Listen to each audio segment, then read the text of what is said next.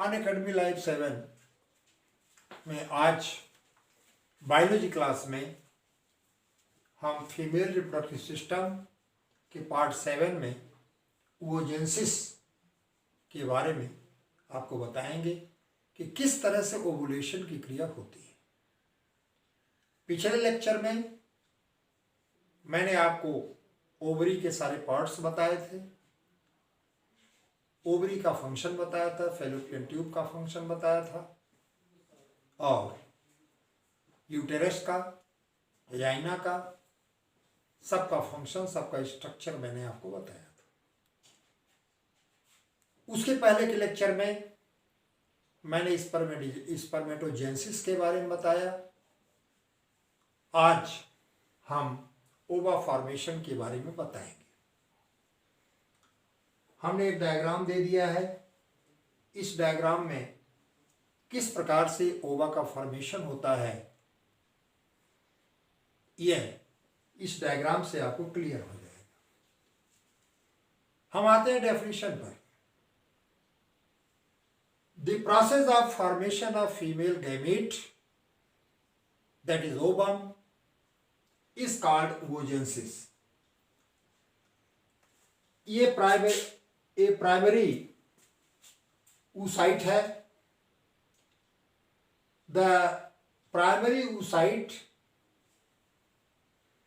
forms oogonia forms primary oocyte by mitotic division that is called as oocytogenesis। इसमें पहला division जो होगा ये माइटोसिस होगा। हिंदी में आप इसको समसूत्री विभाजन कहते हैं और इस तरह से दो प्राइमरी oocyte का फॉर्मेशन होता है। अब ये दोनों primary oocyte they undergo first meiotic division. यहां पर देखिए ये फर्स्ट मियोटिक डिवीजन में आया और फर्स्ट मियोटिक डिवीजन के बाद ये बना सेकेंडरी oocyte। प्राइमरी oocyte का फॉर्मेशन माइटोटिक डिवीजन से, जिसको आप माइटोसिस कहते हैं, और primary oocyte undergoes first meiotic division that forms secondary oocyte।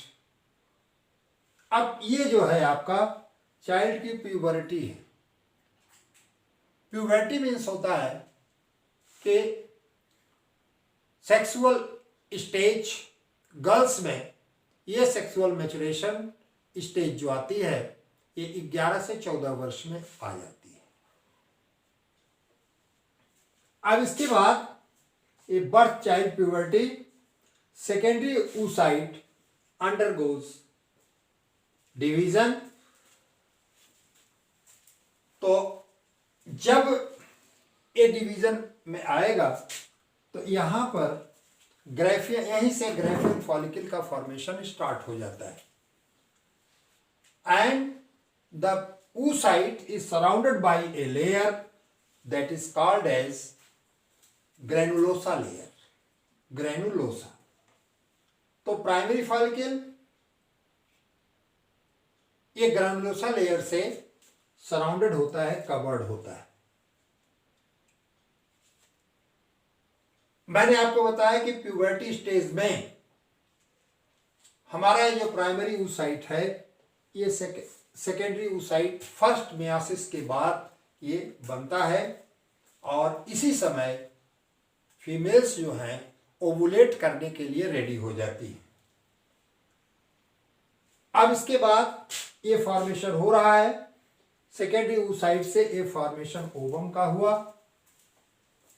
ये पोलर बॉडीज हैं, first polar body and second polar body. हमने इसको दो स्टेजेस में बांट दिया, एक फर्टाइल लाइफ है और दूसरा एडल्ट रिप्रोडक्टिव लाइफ है। एडल्ट रिप्रोडक्टिव लाइफ में ओवम का फॉर्मेशन हो जाता है। अब इस समय दो हार्मोन का स्राव होगा।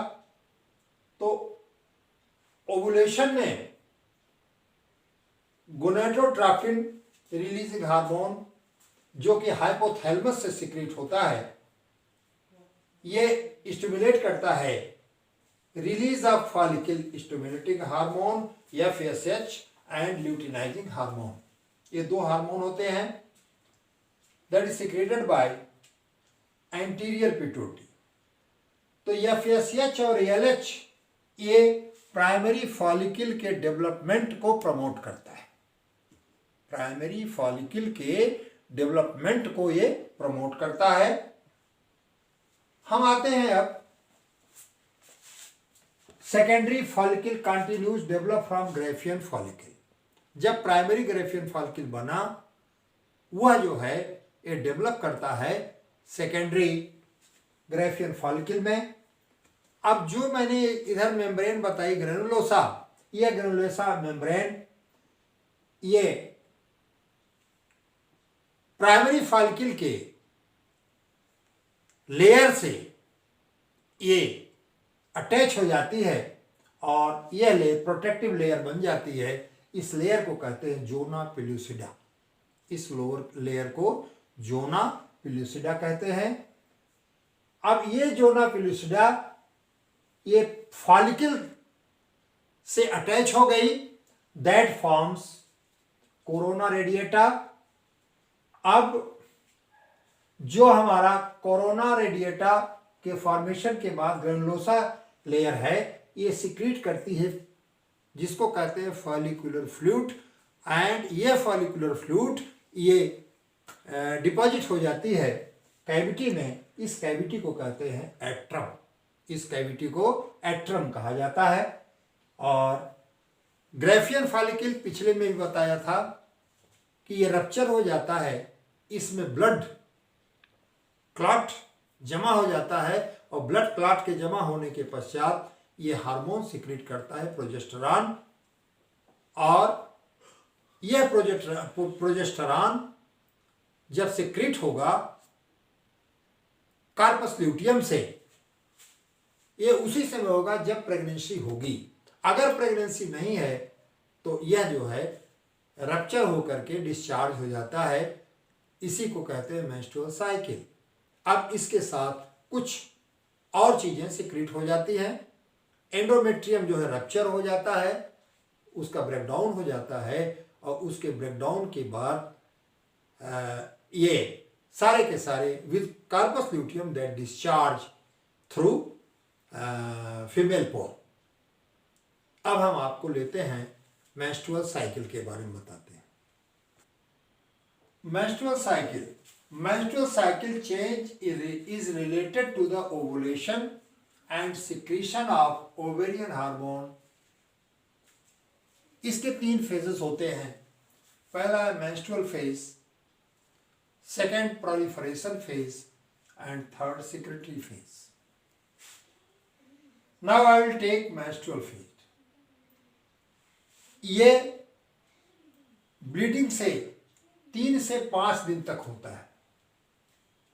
It starts and it is counted on which menstrual bleeding begins. It lasts from 3 to 5 days. The average amount of blood lasts 75% atrial and ovum। Second है proliferative phase। It is the follicular phase from 5 to 14 days। It consists of growth of endometrium of uterus, secrete hormone estrogen, the ovum is ejected from the follicle। Last है secretory phase। After ovulation, the remaining part of Graafian follicle is transformed into corpus luteum। तो ovum के eject होने के बाद ovulation जब हो जाता है तो रिमेनिंग जो पार्ट होता है ग्रेफियन फॉलिकल का, वो कार्पस ल्यूटियम में ट्रांसफॉर्म हो जाता है। और कार्पस ल्यूटियम में ट्रांसफॉर्म होने के पश्चात वह हार्मोन का सिक्रेशन करता है, और हार्मोन के सिक्रेशन के बाद मेंटेनेंस ऑफ एंडोमेट्रियम इसका मुख्य कार्य है। अब हम चल रहे हैं हार्मोनल कंट्रोल पर। अब हम हार्मोनल कंट्रोल के बारे में आपको बताएंगे। तो इसको मैं 3 ग्रुप में बांटा है। पहला गोनेडोट्रोफिन रिलीजिंग हार्मोन, दूसरा गोनेडोट्रोफिन्स, तीसरा ओवेरियन हार्मोन। अब पहला है गोनेडोट्रोफिन रिलीजिंग हार्मोन में, जिसको कि शॉर्ट में GnRH लिखा हुआ है।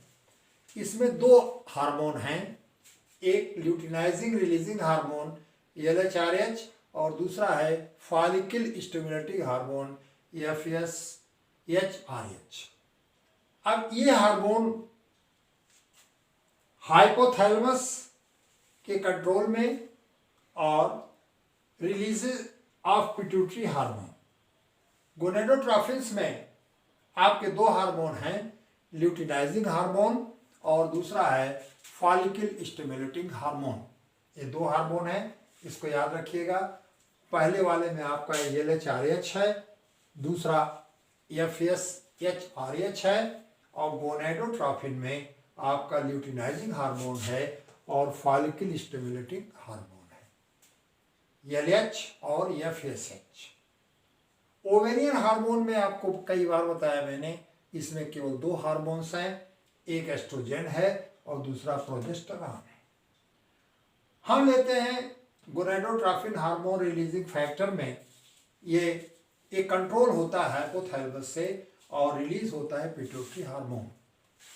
दूसरा है गोनेडोट्रोफिन्स में, ये 2 हार्मोन FSH और LH है। ये एंटीरियर पिट्यूटरी के कंट्रोल में ये 2 हार्मोन एस्ट्रोजन और प्रोजेस्टेरॉन। FSH ये फॉलिकल के डेवलपमेंट को स्टिमुलेट करता है, इसका नाम ही है follicle stimulating hormone. It stimulates the development of follicle. LH है, ये ट्रिगर है। जब ओवम फॉर्म हो जाता है, बन जाता है, तो ओवम को रिलीज करने के लिए इस हार्मोन का एक्शन होगा और यह 16 से 32 घंटे में इसका फंक्शन स्टार्ट होता है। Progesterone hormone that maintains the endometrium. Post ovulation stage में इसको ल्यूटियल फेज कहते हैं। इसमें level of LH and FS decreases and forms corpus luteum. Follicle में कई बार बताया गया कि ब्लड का डिपोजिशन होता है और ये हो जाता है कार्पस ल्यूटियम। अब ये कार्पस ल्यूटियम जब प्रेगनेंसी होती है तो उस समय कार्पस ल्यूटियम जो है, ये प्रोजेस्टेरॉन हार्मोन ये एंडोमेट्रियम को मेंटेन करता है।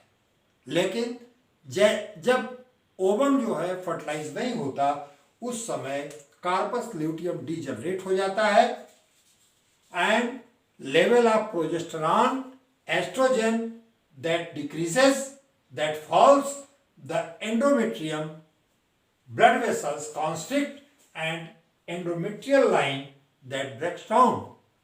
कार्पस ल्यूटियम डिजनरेट होगा, एंडोमेट्रियम की लाइन जो है ये ब्रेक हो जाती है और इसके बाद ब्लीडिंग स्टार्ट हो जाती है।